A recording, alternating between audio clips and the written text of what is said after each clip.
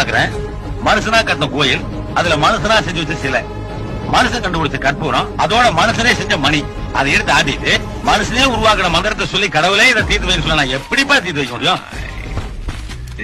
இந்த உலகத்துல நான் மனுஷனுக்கு என்னையா கொடுக்கல? ஆகாசத்தை கொடுத்தேன், நீரை கொடுத்தேன், நெருப்பை கொடுத்தேன், காத்த கொடுத்தேன், ஏன் காய்கறிகளை கொடுத்தேன், மர வகைகளை கொடுத்தேன், இதையெல்லாம் ரசிக்க கண்ணை கொடுத்தேன், காதை கொடுத்தேன், மூக்க கொடுத்தேன், குளச்சி சம்பாதிக்கிற 2 கைகளை கொடுத்தேன். இதையெல்லாம் பயன்படுத்திருக்கோம். இதனால ஏதாவது பிரச்சனை வந்தா தீர்க்கிறது தான் மூளையில கொடுத்தேன். அந்த மூளையை உபயோகப்படுத்துறதே கிடையாது. கடவுளே பிரச்சனை தீர்த்து வைத்து நான் எப்படி தீர்க்க முடியும்?